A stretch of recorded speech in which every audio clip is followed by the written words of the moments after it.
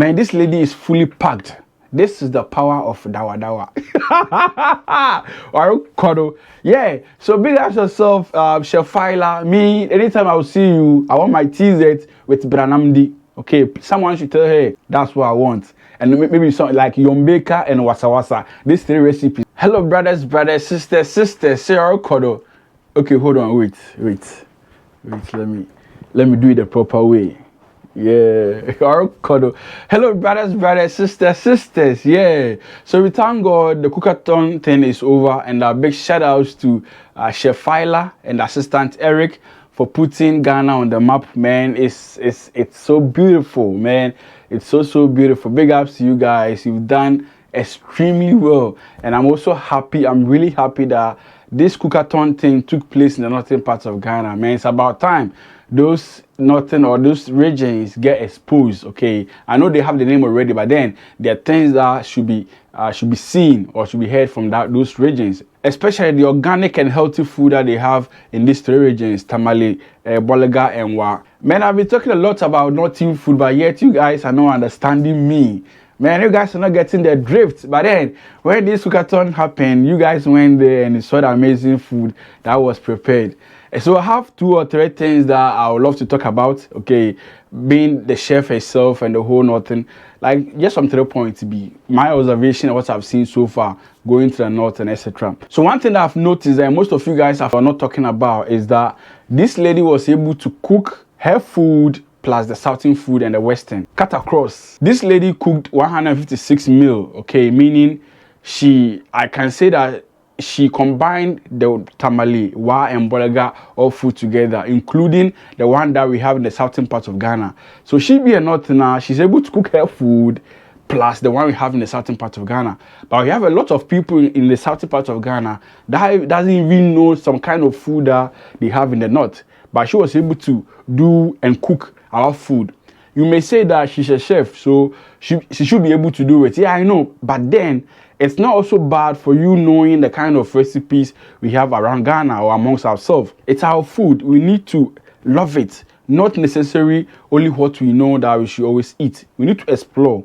Okay, and those food in northern parts of Ghana is really fantastic. So 156 meal, I don't know how many percentage of the one that she did for the south and the north and the continental, but then I believe it's a cut across. I believe it's equal because I saw some food that are specifically for those in the south, but then she killed it. Like she made it perfect, look good looking, and man, delicious as well. And I hope all those who went to the north to witness this will come back testifying the good food that this northern people has. So my point number 2 is that these ladies from the northern parts of Ghana are built different.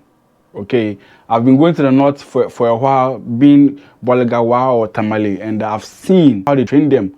Okay, these kids or these people are trained differently. They are built different. From 5 years or even less, you see them with their mom in the kitchen cooking, helping her cook, pounding and everything. So while the child is growing, she's growing up with this kind of home treatment or home training. Let me put it that way. She's growing up with this home training. Yes, I know in the southern parts of Ghana too, we have kids that are with their parents at the kitchen all the time. But then it's very little unless you go to the villages, you go to the rural areas. But in the northern parts of Ghana, I think it's a kind of a must.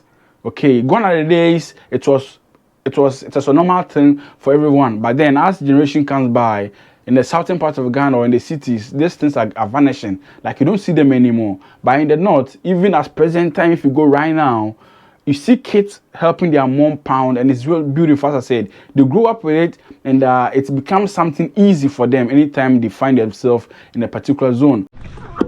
So this is how they start training the kids. Before she gets to the adulthood or the teenage, she's expected to doing everything.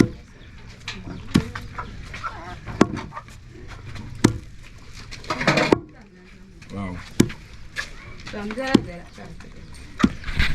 So you see the way the girl is pounding the thing. Abre.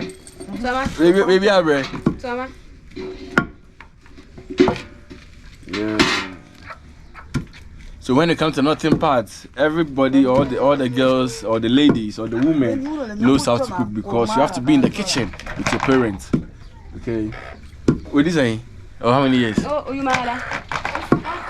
5 years. You man, 5 years. Yeah, so 5 years pounding fufu like that, and like pounding like that. Can your 5-year-old daughter pound in Accra? And these people are they are warriors. They're always ready.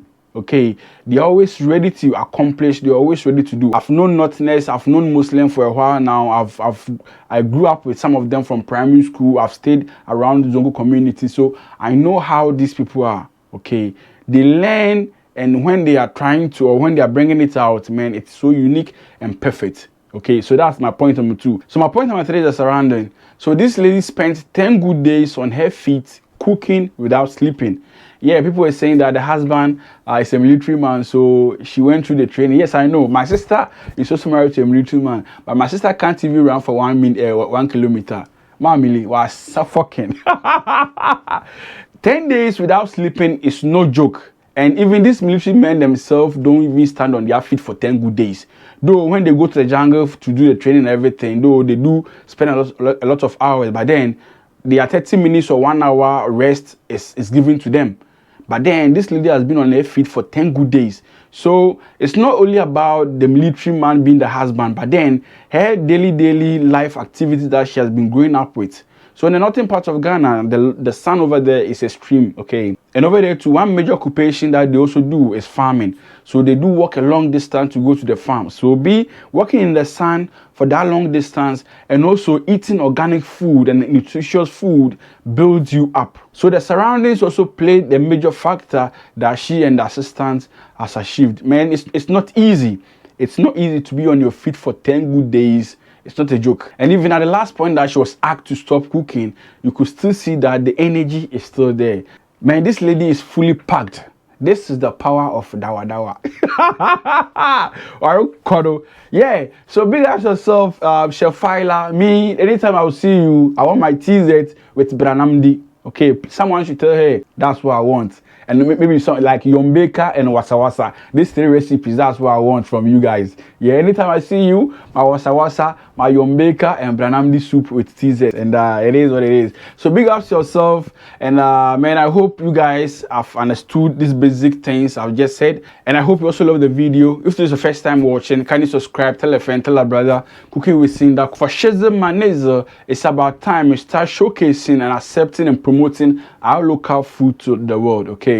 So the jollof, the wache, the fufu is being promoted enough. Let's move to something different and also promote that thing. And lest I forget, if you want to see some good recipes from the northern part of Ghana, check my YouTube page or Facebook page and check the amazing recipes for yourself, and you really love it. Ankasa, like organic food, and it's so easy to prepare as well. It's not complicated, so you can do it, okay? And also enjoy yourself. Let's meet again for Shezem Maneza or Kodo. I'm out.